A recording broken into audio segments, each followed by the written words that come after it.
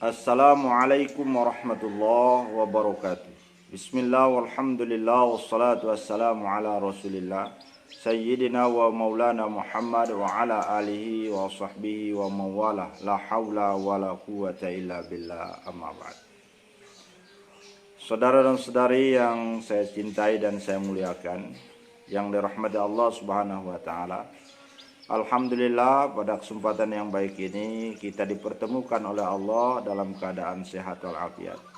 Mudah-mudahan sisa usia kita ini dapat kita manfaatkan untuk selalu beribadah kepada Allah subhanahu wa ta'ala, dan kita bisa memanfaatkannya untuk memberikan manfaat bagi sesama manusia.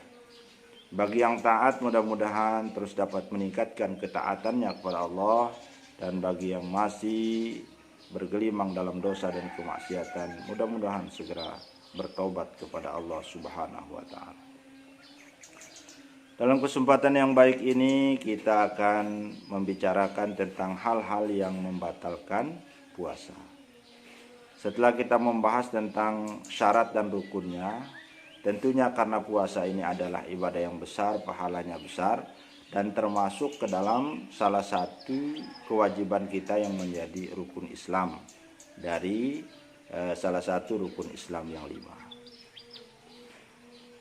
Kalau kita melihat dari berbagai kitab fikih yang kita baca, maka dalam kesempatan ini dapat kita simpulkan bahwa yang membatalkan puasa itu ada 10 macam. Yang pertama adalah makan dan minum dengan sengaja. Maka makan dan minum secara tidak sengaja maka tidak membatalkan puasa. Misalnya kita makan dan minum karena lupa, atau karena kita ngigau misalnya, kemudian di samping kita ada makanan atau ada minuman, lalu kita makan atau kita minum, maka itu tidak membatalkan puasa kita. Atau karena kita dipaksa oleh orang lain, kalau kita tidak makan dan minum padahal kita sedang berpuasa, maka dia akan membunuh kita.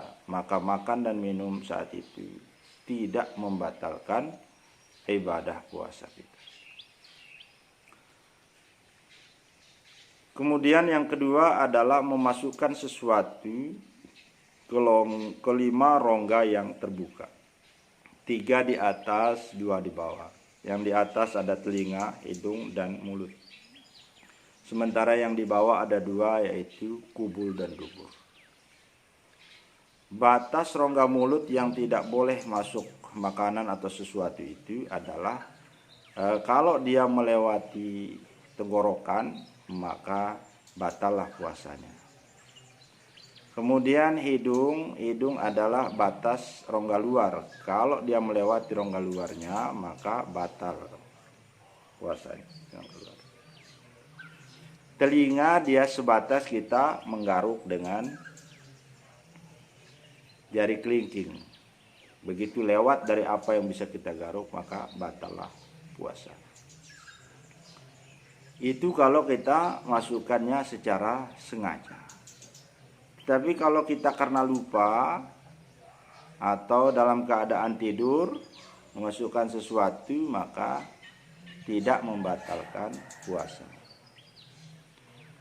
Kemudian untuk kubul dan dubur ini tidak boleh memasukkan jari-jari ke dalam lubang kubul maupun lubang dubur. Tapi kalau dia sebatas batnul yad, yaitu telapak tangan yang ini, maka dia tidak membatalkan puasa. Tetapi kalau lewat, maka dia membatalkan puasa. Dan tentu hal ini dikecualikan bagi orang-orang yang mempunyai penyakit di duburnya, misalnya ambeien dan sebagainya. Menurut dokter, ketika dia membuang air besar, dia harus memasukkan jarinya untuk membersihkan. Kalau tidak, maka penyakitnya itu akan semakin parah. Maka dalam kondisi seperti ini, ad-darurah tubihul mahdhurat, maka dia dihitung darurah. Akan tetapi kalau bisa, dia membuang air di malam hari sebelum subuh. Tetapi kalau terpaksa dia ingin membuang hajatnya itu di siang hari, maka dia sebatas hajatnya itu dia memasukkan jari ke lubang duburnya, maka dia tidak sampai membatalkan puasa. Dan puasanya tetap dilanjutkan karena dia ada uzur, karena dia sakit. Adapun hal-hal yang masuk ke dalam tubuh kita tidak melalui 5 rongga yang terbuka itu, maka dia tidak membatalkan puasa. Misalnya ada orang yang mandi, kemudian dia menepuk-nepuk di kepalanya, menepuk air, karena dia di sini ada dulu dia lembek. Kemudian dia menepuk-nepuk air di kepalanya, maka kalau air masuk ke kepalanya itu tidak membatalkan puasa. Demikian pula ada orang yang memasukkan air lewat matanya, maka tidak membatalkan puasa. Kalau orang dalam keadaan sakit dan mau tidak mau dia harus disuntik, memasukkan obat, maka tidak batal puasa. Demikian pula diinfus. Namun kalau diinfus ini ada perbedaan pendapat ulama. Ada yang mengatakan dia batal kalau dilihat dari sisi manfaatnya, di mana infus itu bisa menyegarkan tubuh, maka dilihat dari sisi itu dia fungsinya sama dengan makanan. Tetapi ada ulama yang mengatakan selama dia tidak masuk dari rongga itu, walaupun fungsinya sama, maka dia tidak sampai membatalkan puasa. Orang yang sikat gigi di siang hari sebelum tergelincirnya matahari, maka dia masih dibolehkan nyikat gigi atau dia pakai kayu siwak. Tetapi kalau dia pakai sikat gigi, tidak boleh pakai pasta gigi. Kalau ada orang yang menelan air liurnya, maka dia tidak akan membatalkan puasanya selama air liurnya belum terbuang. Tapi kalau yang sudah terbuang lalu diminum lagi, maka batal puasanya. Kalau ada orang yang berdarah giginya, tanpa sengaja dia telan darah itu, tidak batal. Tapi kalau dia tahu berdarah, dia telan, maka dia batal. Maka oleh karenanya orang yang berdarah giginya, maka dia harus mengambil air bersih, kemudian dia kumur-kumur sampai darah giginya itu bersih, dibuang. Kalau ada sisa makanan dan begitu kita puasa keluar dia di dalam rongga mulut, kita telan sengaja, batal. Tapi kalau dia misalnya ketelan tidak sengaja, tidak batal. Atau dia masih tersimpan di celah-celah gigi, maka puasa kita itu tidak batal. Kemudian kalau ada orang yang menangis sepanjang hari, tidak membatalkan ibadah puasanya. Asal jangan nangisnya dibuat-buat, karena itu nanti dia bisa mengganggu ketenangan kita di dalam melakukan ibadah puasa. Saudara dan saudari yang sama-sama saya hormati, saya cintai. Yang ketiga yang membatalkan puasa itu adalah hubungan intim suami istri. Dengan kata lain, kalau hubungan intim suami istri saja dia membatalkan puasa, apalagi kalau hubungan intim berzina atau hubungan dengan makhluk lain atau dengan binatang. Termasuk kalau ada orang yang berhubungan dengan jin, maka dia batal puasanya. Batas dia dihitung batal itu keluar atau tidak keluar maninya ketika ketemu dua kemaluan itu, dan bagi laki-laki melewati batas khitannya. Maka kalau melewati batas khitannya, maka dia batal, baik yang laki maupun yang perempuan, karena sudah dimasukkan melewati batas khitannya. Tapi kalau tidak melewati batas khitan, maka dia tidak batal. Tetapi walaupun demikian, jangan dicoba-coba, karena nanti setan akan bisa menguas-was. Ingat, ketika batal puasa itu dengan cara berjima di siang hari, maka dia akan membayar puasanya 1 hari yang batal itu dengan berpuasa 2 bulan berturut-turut atau 60 hari.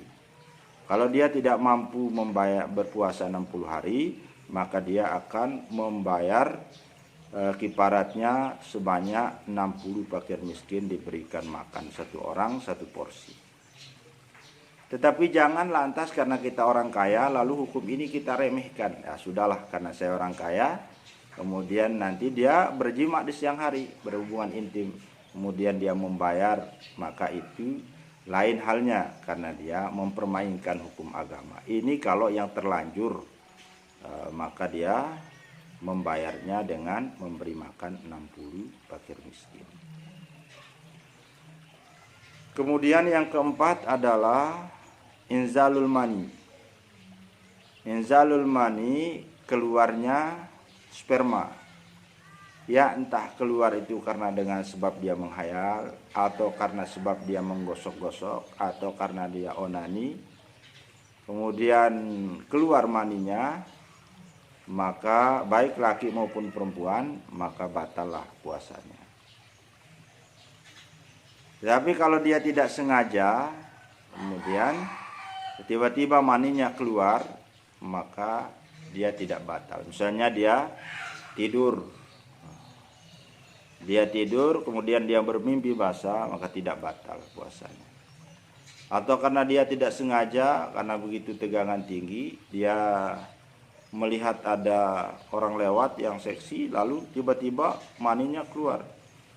Nah, itu namanya tidak sengaja. Artinya dia tidak sengaja melotot, tapi begitu lewat, sekali pandang, kemudian langsung tegangan tinggi, tidak dipaksa, keluar maninya, maka dia tidak batal puasanya. Tapi yang seperti ini sangat jarang terjadi. Ini andaikan terjadi.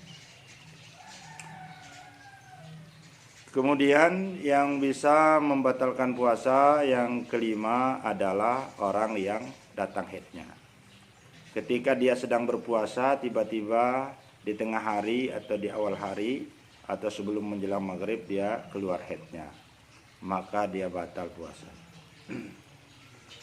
Atau kasusnya begini, dia sudah berhenti haidnya, karena biasa perempuan itu datang bulannya seminggu. Ada yang 5 hari, ada yang 6 hari, ada yang 8 hari. Biasanya seminggu. Dan di bulan-bulan sebelumnya dia biasanya datang seminggu saja. Tetapi tiba-tiba pada hari ke-10 dia sudah berpuasa. Ya, artinya hari ke-10 setelah 8 hari dia bersih, hari ke-10 maka dia berpuasa. Setelah puasa tiba-tiba keluar darah haidnya. Keluar darah. Apakah dia masih darah haid, padahal dia sudah mandi bersih? Nah, kalau dihitung secara ilmu fikihnya, maka paling lama haid itu 15 hari. Maka dia batal puasanya karena itu masih dihitung darah haid. Tetapi kalau dia konsultasi ke dokter, dia sudah bersih di 8 hari. Tiba-tiba pada hari ke-10 itu keluar darah sedang dia berpuasa. Kemudian dia periksa ke dokter, kemudian dokter ahli mengatakan bahwa itu bukan darah haid, tetapi itu adalah darah istihadah, darah penyakit. Maka dia langsung melanjutkan puasanya, walaupun darahnya keluar, tapi karena darah penyakit tidak membatalkan puasanya. Kemudian orang yang melahirkan, begitu dia melahirkan, maka batallah puasanya. Ini yang keenam yang membatalkan puasa, orang yang melahirkan. Kemudian yang ke-7 yaitu orang yang nipas. Kok bisa orang yang nipas? Karena memang orang nipas tidak berpuasa. Nah, kodianya keadaannya begini. Misalnya dia sudah 40 hari nipasnya, keluar darah setelah melahirkan. Begitu 40 hari selesai darahnya, dia mandi. Tiba-tiba dia puasa, begitu 4-5 hari dia puasa, tiba-tiba keluar darahnya lagi. Apakah dia ini darah istihadah atau darah nipas? Tapi kalau dihitung masa maksimal nipas itu sampai 60 hari paling lama, maka secara hukum agama dia dihitung masih darah nipas. Maka puasanya langsung batal. Karena memang dia orang nipas itu tidak diwajibkan puasa. Bagaimana puasa-puasa setelahnya? Ya, puasa setelahnya tidak ada masalah karena memang dalam keadaan nifas dia tidak berpuasa. Tidak diwajibkan berpuasa. Dan tentu hal ini karena zaman sudah canggih, ketika misalnya dia keluar darah di hari yang ke-50 atau yang ke-46 setelah nifas itu, pada saat nifas itu, maka dia konsultasi ke dokter. Kemudian kalau dokter mengatakan bahwa ini adalah darah penyakit, tidak lagi darah nifas, maka dia puasanya harus terus berlanjut, tidak boleh dibatalkan puasanya. Karena darah itu tidak membatalkan puasa dia. Kemudian yang ke-8 adalah muntah sengaja. Orang yang muntah sengaja batal puasanya. Kalau muntah tidak sengaja, mana contohnya muntah tidak sengaja? Tiba-tiba lewat dia di satu tempat, kemudian di situ ada bangkai yang menyengat baunya, kemudian dia muntah tidak sengaja, maka tidak batal puasanya. Dengan catatan dia harus kumur-kumur membersihkan sisa muntah yang ada di dalam mulutnya supaya tidak tertelan lagi. Atau dia melihat sesuatu bangkai yang sudah ulat misalnya, maka di situ tiba-tiba dia mual dan muntah, maka tidak membatalkan puasanya. Atau karena dia bepergian jauh, naik bus atau naik mobil, naik pesawat, yang tidak sampai membolehkan dia membatalkan puasa. Dan misalnya dari Sumbawa ke Lombok, kemudian dia naik mobil, naik bus, kemudian dia di tengah perjalanan tiba-tiba dia muntah karena mabuk, maka dia harus kumur-kumur dan lanjutkan puasanya. Karena itu muntah tidak sengaja, maka puasanya tidak batal. Kemudian yang ke-9, orang yang batal puasanya adalah orang yang di tengah-tengah dia melakukan puasa itu tiba-tiba dia gila. Bagaimana kriteria gila? Ya seperti yang kita pahami, dia hilang akal sehatnya. Entah dia 5 menit, entah dia 10 menit, entah dia 1 jam, apalagi dia lama lagi. Maka kalau demikian adanya, maka puasanya dia batal. Artinya gila memang gila yang benaran, bukan gila-gilaan. Nah, kalau gila dibuat-buat, maka itu tidak membatalkan puasa. Maka dia tidak membatalkan puasa. Kemudian yang ke-10 adalah orang yang murtad. Orang yang keluar dari Islam. Dia mengatakan saya keluar dari Islam, sementara dia sedang berpuasa, maka puasanya langsung batal. Langsung batal puasanya. Na'udzubillah, tsumma na'udzubillah. Mudah-mudahan Allah menjauhkan kita dari yang demikian itu. Ini hal-hal yang dapat membatalkan ibadah puasa. Oleh karenanya kita perlu berhati-hati, karena tanpa mengetahui ilmu yang membatalkan puasa, tentu kita akan cenderung untuk melakukan hal yang demikian. Bagaimana misalnya kalau ada orang yang belum mendengar pengajian, belum mengetahui hukum, kemudian melakukan hal yang demikian pada saat dia berpuasa, maka itu karena ketidaktahuannya dia, maka tidak dihitung. Tapi betul-betul tidak tahu, bukan pura-pura tidak tahu. Semoga Allah Subhanahu wa taala memberikan kita kekuatan untuk melaksanakan ibadah puasa di tahun ini hingga akhirnya nanti. Dan semoga kita tetap sehat walafiat, kemudian kita dijadikan oleh Allah sebagai hamba-hambanya yang bertakwa. Dan semoga virus yang melanda negara kita, melanda dunia ini, melanda daerah kita, mudah-mudahan segera diangkat oleh Allah Subhanahu wa taala dengan barokahnya bulan Ramadan ini. Dan terus kita berdoa dan berikhtiar sehingga semoga pertolongan Allah segera datang kepada kita semua. Amin ya rabbal alamin. Demikian, wassalamualaikum warahmatullahi wabarakatuh.